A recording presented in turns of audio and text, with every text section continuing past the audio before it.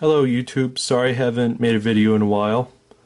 So in my past two videos I've been praising the governments of Northern Europe, and I've heard by two libertarians that the reason why these countries are so successful is because they have a small homogeneous population and they live on natural resources, like rich natural resources.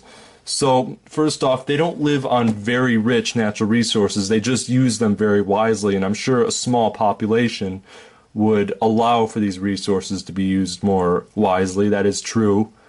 But we still have resources, the United States, and we are actually fracking our own oil. Plus, Northern Europe, a lot of the times they are using alternative energy. That is why Sweden is running out of garbage, for an example.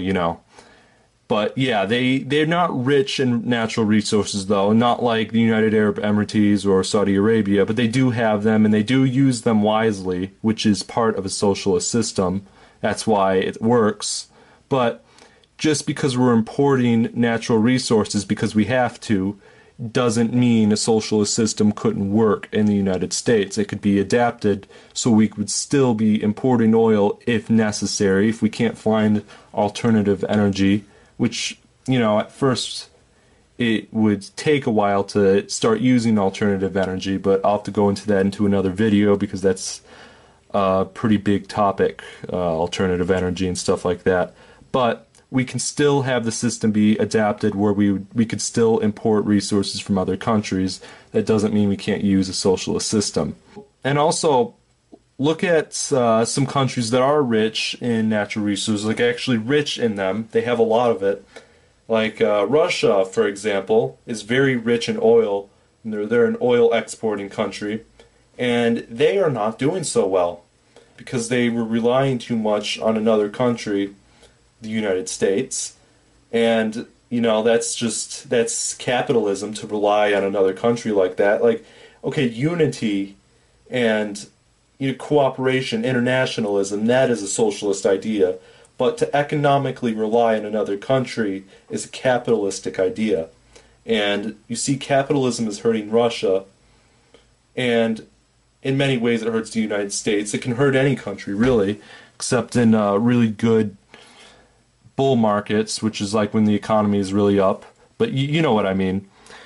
And so, as I said, the system could be adapted for the United States. We could still be a welfare country. There's so much money in the United States being held by a tiny percentage of the population. There's like at least 40%. I think in general, like it's more like 50 or 60% being held by the rich. But the really rich, like the really tiny percentage, is holding like 40%, which is insane. And they're just hoarding it for themselves. They're not giving it to people that need it. So if we tax them higher than the rest of the people and give that money to those who need it, it could work. Plus, we need to stop spending such a ridiculous amount on the military. I mean, it's ridiculous. But it could work. Socialism could most certainly work. Even with a high population, really the size of the population means nothing to socialism. It could be changed to make it work. I mean, especially since there is so much money in this country and it's being held by such a tiny percentage. These people need to be taxed because they use the argument that they work hard, but look, there's so many people that are working hard and they're hardly making any money. And then they say, okay, so it's business intelligence that you need also, and hard work to get rich.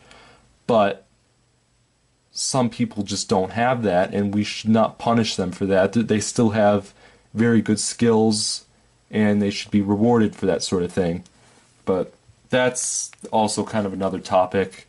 Basically, what I'm trying to say is that we are relying on a lot of other countries. I really haven't said this yet. We're relying on a lot of other countries for labor, like China and India, and a lot of people in the United States have these skills, but they're being deprived of the opportunity of getting those jobs because the big business people think it's more profitable, and it is more profitable to be using other countries to fill these roles instead of their own people.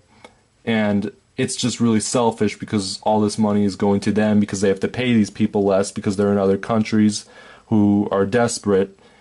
But they're hurting their own country, these really rich people. And, so I think that's all I wanted to say. I hope that made sense. I kind of jumped around a bit. I'm sorry about that.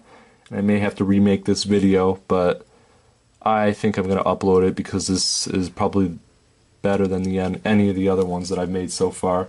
But I hope that made sense, that a socialist system could be used for the United States, and it does not just work for Northern Europe. They just are one of the few people that actually have made it work so far, and it doesn't have anything to do with their homogeneous population. Oh yeah, I forgot to mention the homogeneous part. Socialism is about equality for all members of the population, so whether or not it's homogeneous makes zero difference. And as I said about the size, there's a lot of money being held by a tiny percentage that could be better distributed, and they could cut military spending a little bit at least and use that money to help people as well.